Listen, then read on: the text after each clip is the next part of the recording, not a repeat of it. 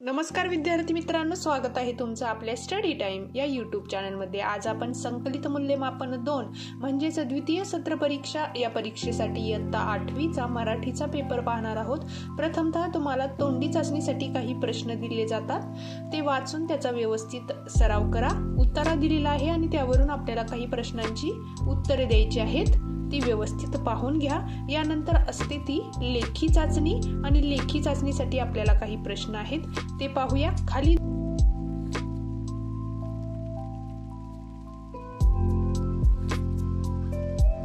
उतारा वाचून त्यावर आधारित प्रश्नांची उत्तरे लिहा। येथे आपल्याला उतारा दिलेला आहे, तो व्यवस्थित वाचायचा आहे आणि त्यावरून आपल्याला खालील प्रश्नांची उत्तरे द्यायची आहेत। प्रश्न पाहूया। पाड्यावरचे लोक शिंकाळे का वापरत असतील ते लिहा। वस्तू किंवा अन्न पदार्थ सुरक्षित राहावे म्हणून ते उंचावर ठेवण्यासाठी शिंके वापरतात। जंगलातील बरणी ही उपमा कशासाठी वापरली आहे, तर बांबूचा तुकडा यासाठी बरणी हा शब्द वापरलेला आहे। आणि पुढचा प्रश्न आहे, तुला डोंगराळ दुर्गम भागातील एक मुलगा भेटला तर तू त्याच्याशी काय बोलशील ते लिहा। यामध्ये तू शेळ्या पाळतो का किंवा तुला शाळेत जावे असं वाटत नाही का, असे प्रश्न आपण लिहू शकतो। तुम्ही तुमच्या मनाने या प्रश्नाचं उत्तर लिहिलं तरी चालेल। पुढचा प्रश्न पाहूया। खालील मुद्द्यांच्या आधारे तुलना करून लिहा। येथे आपल्याला तुलना करायची आहे। मुद्दे आहेत तुझे घर आणि पाड्यावरील लोकांचे घर। आपले घर यामध्ये भांडी कशी असतात, तर वाटी, ताट, चमचा। आणि पाड्यावरील लोकांच्या घरात भांडी कशी असतात, तर पातेले, मडकी, तवली। आणि दुसरा मुद्दा आहे जेवण बनवण्यासाठी वापरले जाणारे घटक। आपण काय वापरतो, तर धान्य, कडधान्य, भाजीपाला, गॅस, तवा। तिसऱ्या चौकोनात आपण लिहायचं आहे भाताचे दाणे, हळकुंड, कांदे, लसूण इत्यादी। आता पुढचा प्रश्न पाहूया।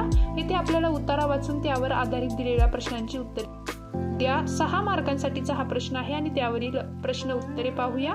त्याआधी एक लाईक नक्की करा। ही प्रश्नपत्रिका अत्यंत महत्त्वाची आहे, तिचा व्यवस्थित सराव करा। आपल्या मित्रमैत्रिणींना नक्कीच शेअर करा आणि आपल्या चॅनलला सबस्क्राईब करायला विसरू नका। येथे आपल्याला नदीचे प्रदूषण होण्याची 2 कारणे सांगायची आहेत 3 मार्कासाठी आणि परिणाम लिहायचे आहेत। तर पाहूया आपण। दूषित पाणी नदीत सोडल्याने, टाकाऊ वस्तू नदीत टाकल्याने काय होतं याचे परिणाम, तर गावात रोगराई येते, माणसे दगावतात आणि मानवाला विविध आजारांना सामोरे जावे लागते। नदी प्रदूषण होऊ नये म्हणून कोणतेही 3 उपाय आपल्याला लिहायचे आहेत 3 मार्कांसाठी। नदीत कचरा टाकू नये, देवतांच्या मूर्ती नदीत टाकू नये, प्लॅस्टिक कागद पाण्यात टाकू नये आणि नदीत गाई गुरे धुवू नयेत। अशा प्रकारे आपल्याला 3 उपाय लिहायचे आहेत 3 मार्कासाठी। आता पाहूया यापुढील प्रश्न। दिलेल्या सूचनेनुसार उत्तरे लिही। अदृश्य या शब्दाचा विरुद्धार्थी शब्द लिहून त्या विरुद्धार्थी शब्दाचा वापर करून आपल्याला एक वाक्य लिहायचं आहे। तर अदृश्यचं विरुद्धार्थी शब्द आहे दृश्य आणि वाक्य पाहूया। सकाळचे सूर्योदयाचे दृश्य सुंदर होते।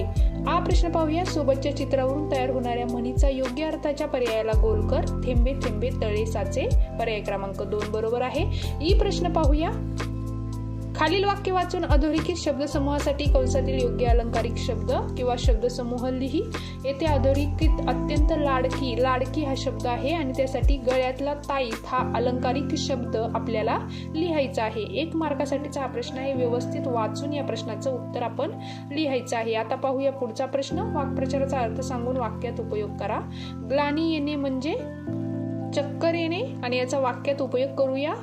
चालकर पाड्याचे दृश्य बघून लेखिकेला ग्लानी आली, किंवा दिवसभर उन्हात काम केल्याने गणेशला ग्लानी आली। अशा प्रकारे आपण वाक्य लिहू शकतो।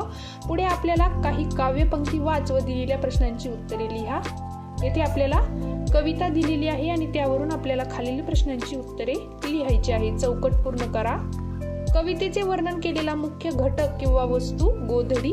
आठवण या अर्थाचा कवितेत आलेला शब्द स्मृती शब्द आला आहे आणि खालील शब्दरचना वाचून त्यातील सहसंबंध लक्षात घेऊन त्याप्रमाणे चौकटीत दिलेल्या शब्दांचा उपयोग करून नवीन शब्दरचना तयार कर। ते आपल्याला पगडी शब्द दिलेला आहे, त्यासाठी आपण पांढरी आणि पुणेरी हे शब्द वापरू शकतो। तर साडीसाठी सुंदर, सुरेख अशा प्रकारचे शब्द आपण वापरून ही चौकट पूर्ण करायची आहे। पुढे चिंध्यांचा बोचका या शब्दसमूहाचा तुला समजलेला अर्थ लिहायचा आहे। जुन्या झालेल्या कपड्यांचे जे गाठोडे असते त्याला आपण चिंध्यांचा बोचका असे म्हणतो। 1 मार्कासाठी हा प्रश्न आहे। या प्रश्नाचं उत्तर लिहायचं आहे। आता आपल्याला खाली जाहिरात दिलेली आहे आणि त्यावरून आपण प्रश्नांची उत्तरे पाहणार आहोत। जाहिरातीत तुला कोणत्या त्रुटी जाणवतात ते लिहा. कालावधी व ईमेल दिलेला नाहीत. दुसरं पाहूया, सेजल पिशवी सेंटरची तुला महत्त्वाची वाटणारी कोणतीही 2 वैशिष्ट्ये लिहा. यामध्ये सेजल पिशवी ही मजबूत व टिकाऊ आहे आणि सेजल कागदी पिशवी विविध आकारात मिळते आणि खरेदीवर 5% सवलत आहे. अशा प्रकारे आपण वैशिष्ट्ये लिहू शकतो. 2 मार्कासाठीचा हा प्रश्न आहे. आता यामधील पुढचा प्रश्न पाहणार आहोत.